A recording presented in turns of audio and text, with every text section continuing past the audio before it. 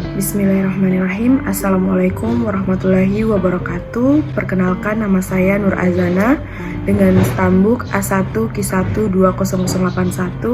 Saya dari jurusan Bimbingan dan Konseling Fakultas Keguruan dan Ilmu Pendidikan Universitas Hal Oleo semester 5. Jadi di sini saya akan memaparkan rencana pelayanan yang saya akan berikan kepada siswa, yang dimana materi atau topik bahasan yang saya angkat yaitu perencanaan karir untuk mengetahui dunia kerja. Bidang bimbingannya itu adalah bimbingan karir, jenis layannya informasi. Adapun tujuan umumnya yaitu peserta didik mampu memahami perencanaan karir serta memiliki sikap positif dalam meraih kesuksesan di masa depan dan dunia kerjanya. Yang kedua, tujuan khususnya adalah peserta didik atau konseli dapat memahami dirinya sebagai seorang remaja yang akan tumbuh dewasa nantinya. Yang ketiga yaitu peserta didik mampu memahami perencanaan karir, dan selanjutnya itu peserta didik atau konseli mampu mengetahui apa itu bimbingan karir. Adapun fungsi layanan dari RPL ini yaitu fungsi pemahaman. Mengambil layanan informasi untuk RPL ini karena layanan informasi ini bertujuan untuk memberikan informasi-informasi kepada semua siswa yang memerlukan informasi karir untuk setelah mereka lulus sekolah. Bagaimana menginformasikan sebuah perencanaan karir, bimbingan karir, dan lain sebagainya. Kemudian sasaran layanannya yaitu kelas 9 semester ganjil. Terus selanjutnya tempat penyelenggarannya di ruang kelas, dan waktu penyelenggarannya itu 1 kali pertemuan 40 menit. Kemudian yang menjadi penyelenggara RPL ini sendiri yaitu guru BK itu sendiri. Kemudian metode yang digunakan yaitu ceramah, curah pendapat, dan tanya jawab. Adapun media dan alatnya yaitu video, PPT, dan laptop. Sumber materinya itu dari jurnal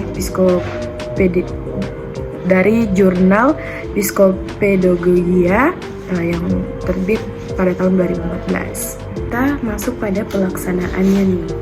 Jadi guru BK pada tahap pertama seperti biasa membuka dengan salam, berdoa bersama, selanjutnya membina hubungan baik dengan para peserta didik, menanyakan kabar pelajaran sebelumnya, terus akan ada ice breaking.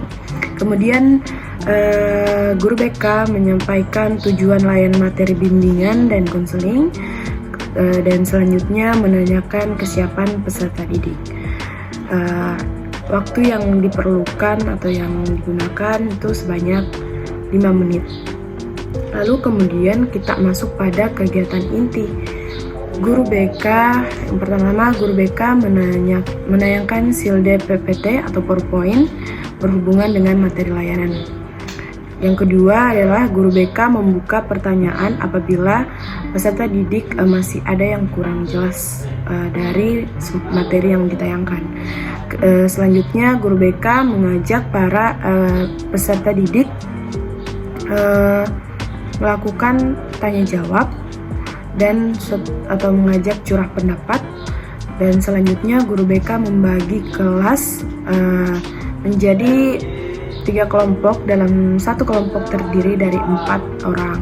Kemudian guru BK mengajak atau memberikan tugas masing-masing kepada setiap kelompok, yang kemudian setiap kelompok itu mempresentasikan tugasnya, kemudian kelompok lain menanggapi, dan seterusnya bergantian sampai selesai. Adapun waktu pelaksanaan yang dibutuhkan yaitu selama 30 menit.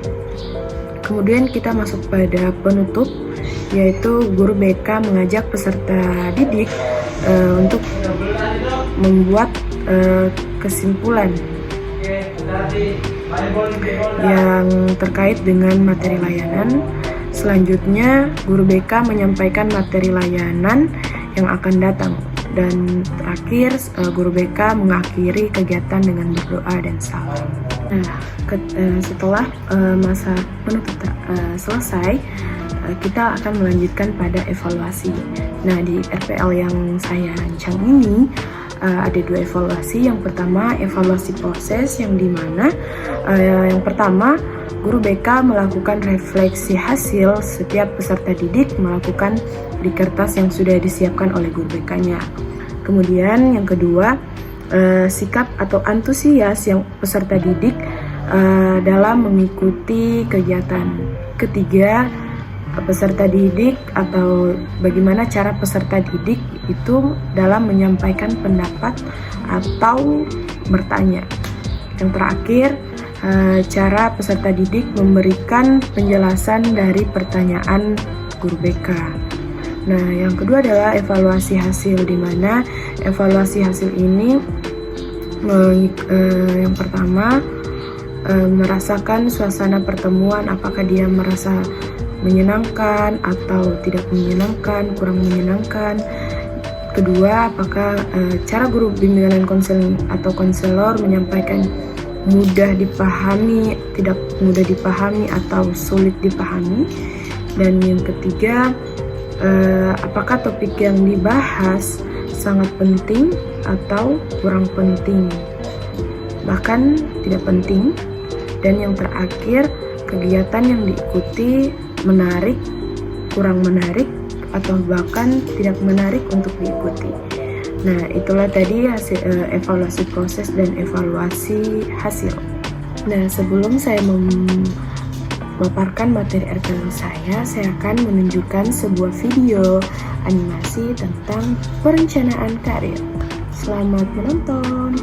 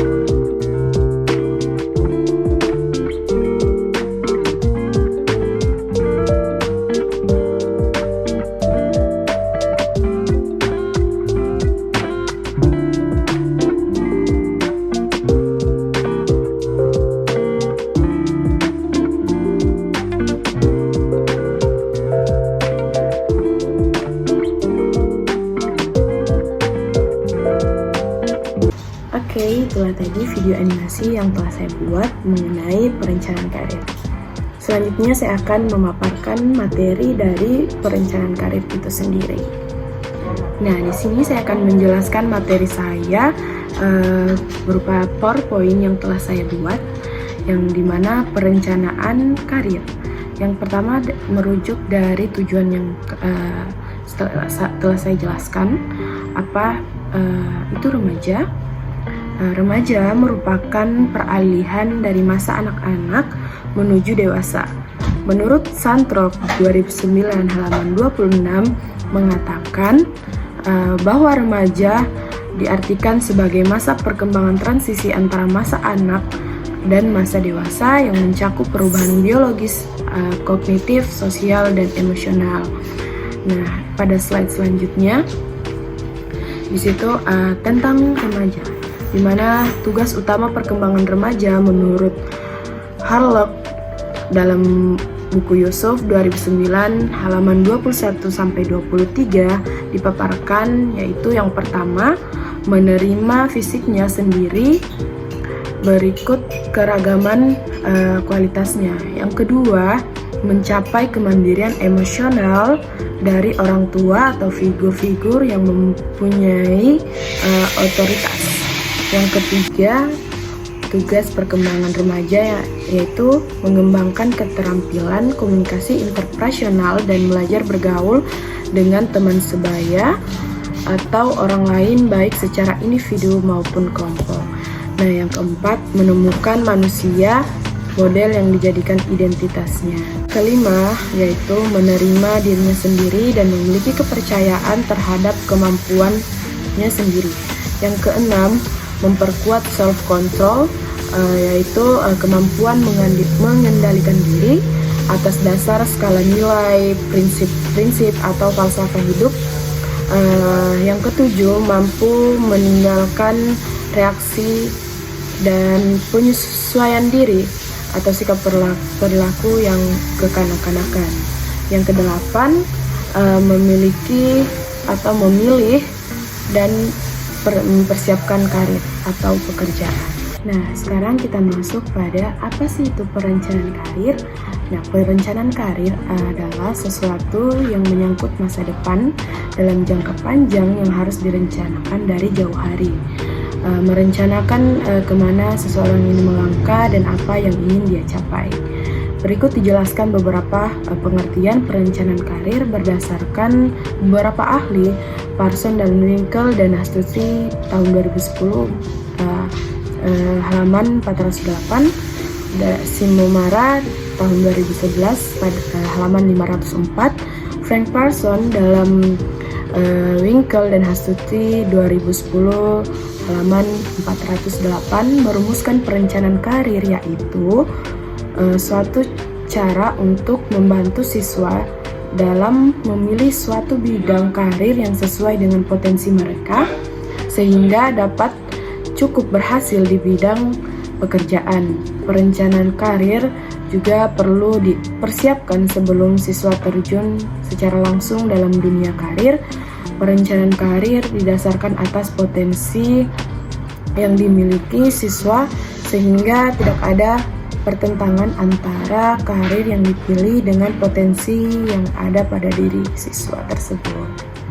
Selanjutnya yaitu ada jenis-jenis karir atau pilihan karir, yang dimana ketika siswa kelas 9 yang akan lulus bisa lanjut ke perguruan tinggi, ataukah bekerja, ataukah ingin menjadi seorang polisi, tentara, dan selain sebagainya. Adapun indikator dari perencanaan karir, menurut Suherman 2009 pada halaman 116 mengatakan bahwa dalam aspek perencanaan karir terdiri dari indikator. Yang pertama, mempelajari informasi karir. Yang kedua, membicarakan karir dengan orang dewasa. Yang ketiga, mengikuti pendidikan tambahan atau kursus. Keempat, berpartisipasi dengan kegiatan ekstrakurikuler. Yang kelima, mengikuti pelatihan terkait dengan pekerjaan yang dia inginkan nantinya. Keenam, mengetahui kondisi pekerjaan yang dia inginkan. Ketujuh, mengetahui persyaratan pendidikan untuk karir yang dia inginkan. Dan yang kedelapan, dapat merencanakan apa yang harus dilakukan setelah tamat dari sekolah. Terus selanjutnya kita masuk pada bimbingan karir. Nah, bimbingan karir itu dalam bidang pekerjaan sangat bermakna bagi setiap individu. Oleh karena itu, bimbingan dan konseling di sekolah memberikan pemahaman pada siswa melalui bimbingan karir.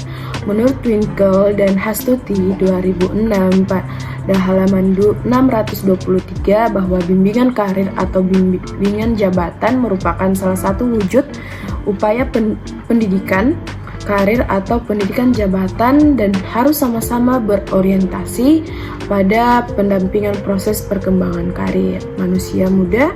Pendidikan jabatan itu sendiri mempunyai makna sebagai usaha dalam lingkungan pendidikan, sekolah, dan masyarakat luas untuk membantu semua individu untuk mengenal bidang-bidang jabatan yang terbuka dan memberikan makna positif pada kehidupan. Nah, yang terakhir di sini saya mengutip quotes yang berbunyi, kebahagiaan tidak datang dari melakukan pekerjaan yang mudah, tetapi dari perasaan yang senang setelah kepuasan yang datang setelah pencapaian tugas yang sulit yang menuntut yang terbaik. Yaitu quotes dari Theodore Rubin. Itulah tadi hasil pemaparan rencana pelaksanaan layanan yang saya akan berikan kepada siswa kelas 9, di mana temanya itu tentang perencanaan karir. Semoga bermanfaat, semoga RPL ini bisa membantu pada para siswa yang ingin melanjutkan karirnya setelah lulus sekolah SMA. Akhirul kalam, wassalamualaikum warahmatullahi wabarakatuh.